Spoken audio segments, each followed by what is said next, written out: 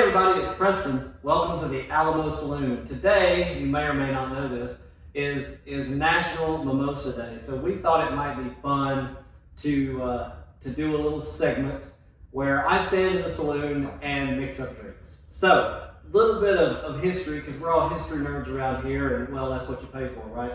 So if you had come to the Alamo Saloon back in the day, you probably wouldn't have ordered mimosas. Most likely you would have had a choice of beer or whiskey. And that's about it. The beer's possibly going to be flat. The whiskey's possibly going to be really strong.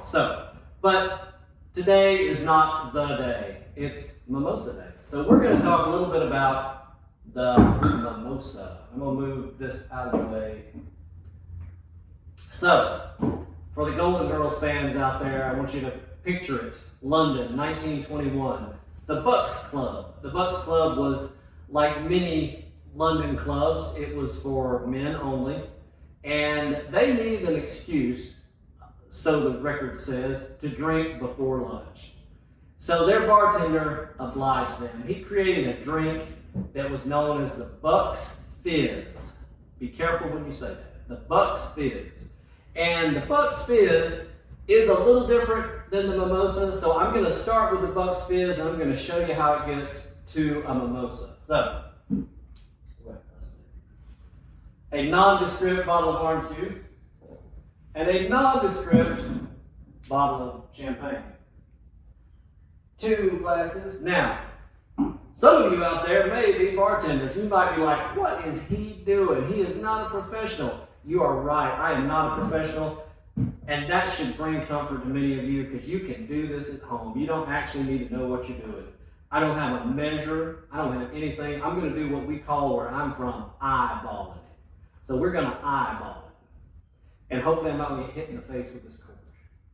I am going to briefly talk about how to open a bottle of champagne. For those of you that might want to use a saber, don't. For those of you that might think it'd be fun to just pop it off and let it spew everywhere, don't. You take it, and you ever so gently, now listen for it. Are you listening? Are you listening? Here we go. That's what you want. Look at that. No spewing, no mess. It's great.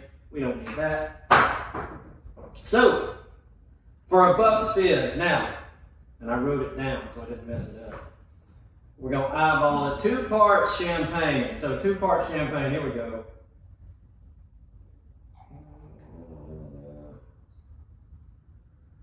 That look like 2 parts? I think it's 2 parts. Now, the great thing about this is you can mix these drinks to your taste. Some people like stronger drinks. Some people like not so strong drinks. So you might prefer a little more champagne in your orange juice. You might prefer a little more orange juice in your champagne. It doesn't really matter. I'm going to add a little more champagne here because, again, it's 2 to 1. And we want it to be right. I'd hate for the Bucks Club in London to call me up and say, you idiot, what are you doing? So here we go. Oh, I made a mess all over the bar. Now you might wonder, like I did, why in the world is this drink called a mimosa? Well, I'm glad you asked. It's called a mimosa because it's named after, well, the color of it is the same color as a plant called a mimosa. It has a fancy Latin name that I didn't write down. Look it up. So, this is the Bucks Fizz. 2 parts champagne, 1 part orange juice. Now you might say, well, Preston, that looks a lot like a mimosa. Well, yeah, it kind of does. But the difference is, a mimosa is equal parts. See what I did there? I'm basically just using this as an excuse to pour drinks. So, the mimosa has not quite the precise history that the Bucks Fizz does. Some people have said that it originated in Paris. Others have claimed that Alfred Hitchcock made it famous in San Francisco. I'm not really sure which way to go with that. All I know is that at some point after 1921, somebody took the Bucks Fizz and instead of adding 2 parts champagne, 1 part orange juice, they decided to make it a little more equal. So they put in, well, equal parts. Let's see if I can eyeball this. That's a technical term, by the way. Feel free to use it.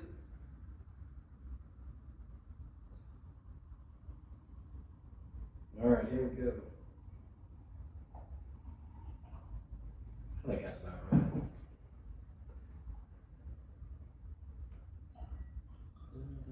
maybe not. I think I might have eyeballed it wrong. But you get the idea. On this National Mimosa Day, whether it's a Bucks Fizz or a mimosa, notice how similar they look. Drink a mimosa, have a good day. If you're so inclined, look up a little bit of history, and along the way you might find some of the many varied mimosa recipes that I ran across when I was doing my research for this little segment. So I'm going to go enjoy these, probably not both of them, and you have a good day.